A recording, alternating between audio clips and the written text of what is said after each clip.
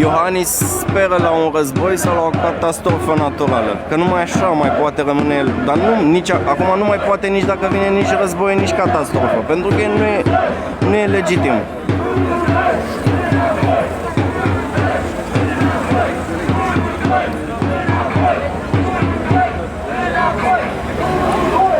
Așa, Mihaela, toți ne dorim asta, pentru că și-a încheiat omul mandatul, de 2 ori a fost câte 5 ani. Deci odată la 5 ani se schimbă președintele. El a prins 2 mandate, a venit timpul să mai plece și acasă, să mai lase și pe altul să-și facă treaba, nu? Au distrus-o, Ionelo, au distrus-o, dar să știi că încă se mai poate recupera. Încă mai avem șanse și este ultima șansă din punctul meu de vedere asta. Eu vorbesc în numele meu, nu în numele altcuiva. Ia uite, că mai vin oameni. Se tot strâng aici oameni.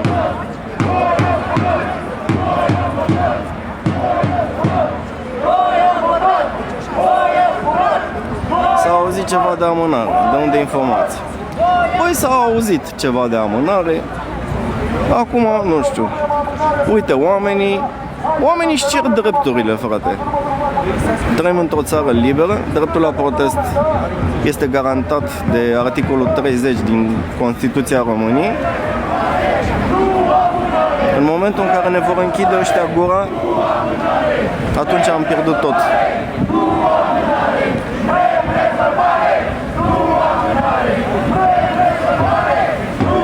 Și eu am ieșit, Ionela.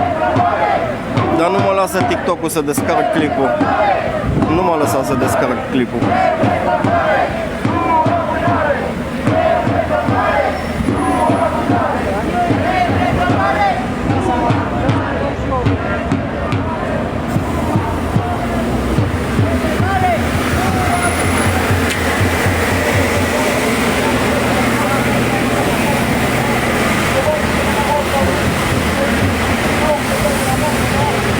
De ce fac amânare? Pentru că nu le convine, frate, cum adică?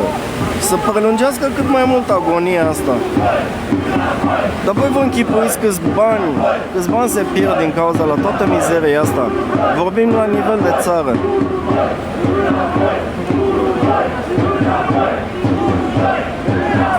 Ideea e că trag de timp, dar de ce?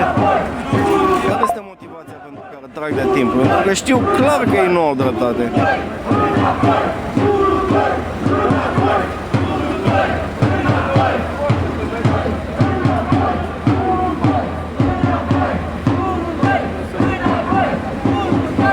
Ce așteaptă? Așteaptă un conflict, asta așteaptă. Nu e clar că toți ăștia care se dau drept pro-vest vor război cu Rusia. Rusia e lupul cel rău. Nu pe ăla l-au invocat de la început. Vor război. Noi suntem în stradă aici pentru votul nostru, pentru o justiție corectă. Ia uite cine e aici. Ia uite ce mașină am găsit eu aici. Hai și voi un tap-tap.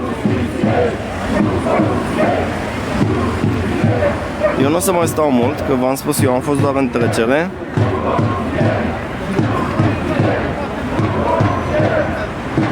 Nu sunt mulți, cred că vreo 200 de oameni sunt. 150-200 de oameni. Suntem deasupra la pasajul Mărășești din București, la Înalta Curte de Casație și Justiție. Au 7 miliarde de euro la armată.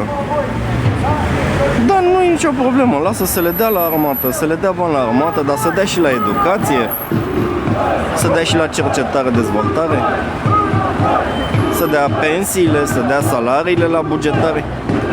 Stai că o să vezi că nu le mai convine nici bugetarilor acum, că o să înceapă să se disponibilizeze din ei. Deja s-a discutat chestia asta. Și o să vezi atunci. Ei cu cât prelungesc mai mult agonia asta, cu atât e în defavoarea lor. La sănătate, da?